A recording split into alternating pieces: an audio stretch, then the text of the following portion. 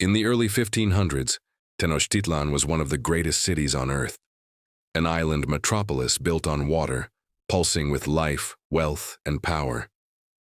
Its empire, the Aztecs, ruled over millions with iron tribute, golden temples, and gods that demanded blood. But in 1521, all of it, the glory, the power, the city, collapsed. Not in decades, not in years, in just two. And the ones who brought it down? A few hundred foreigners who barely spoke the language, were vastly outnumbered, and had no official orders to conquer anything. This is the story of how one of the world's greatest civilizations was destroyed in less time than it takes to build a monument. This is the fall of the Aztecs. By 1519, the Aztec Empire, also called the Triple Alliance, controlled the heart of Mesoamerica. It was an empire forged through war and fear. The Aztecs demanded tribute from conquered cities, food, gold, labor, and in some cases, people. These human tributes were often sacrificed in ritual ceremonies meant to please the gods. Tenochtitlan, their capital, was a marvel. Massive causeways, towering temples, floating gardens, and a population larger than most European cities of the time. But beneath that power, resentment brewed. Many tribes hated the Aztecs, and they would soon have their revenge.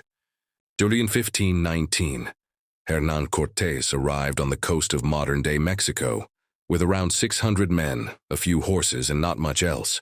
He had no official blessing from Spain to conquer anything. He was acting on ambition and greed. Almost immediately, he began forming alliances with tribes who had suffered under Aztec rule. The most important of these was the Tlaxcalans, fierce warriors and bitter enemies of the Aztecs. With their help, Cortés gained thousands of native allies. Suddenly, he wasn't just a foreigner. He was a weapon pointed straight at the empire. When Cortés finally entered Tenochtitlan, he was greeted not with war, but with gifts. Emperor Montezuma believed these pale-skinned strangers might be divine, the return of a god from prophecy. That mistake would cost him his life.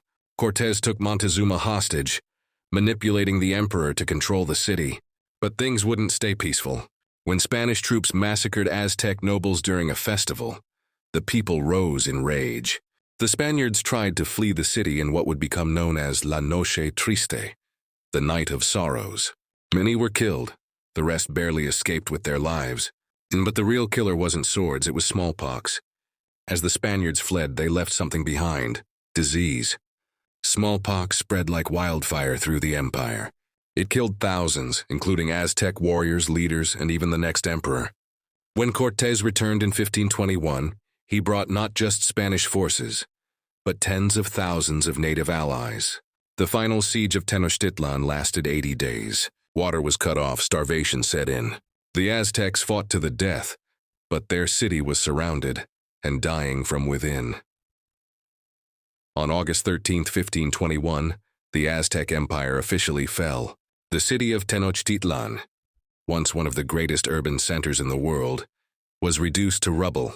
The survivors were enslaved, the temples torn down, and the gods silenced. Over its ruins, the Spanish built a new capital, Mexico City. And so, in just 2 years, an empire that ruled over millions was erased from the world map. And the Spaniards didn't win with numbers. They won with timing, with allies, with luck, and with disease. The real reason the Aztecs fell was that the people they ruled had no reason to defend them. The empire collapsed from the outside and the inside.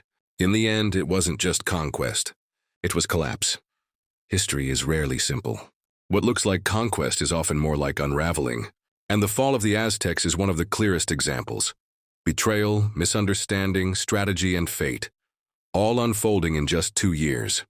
If you want to see more stories like this, the ones history books summarize but never truly tell, make sure to like this video, subscribe to the channel, and turn on notifications so you don't miss what's next.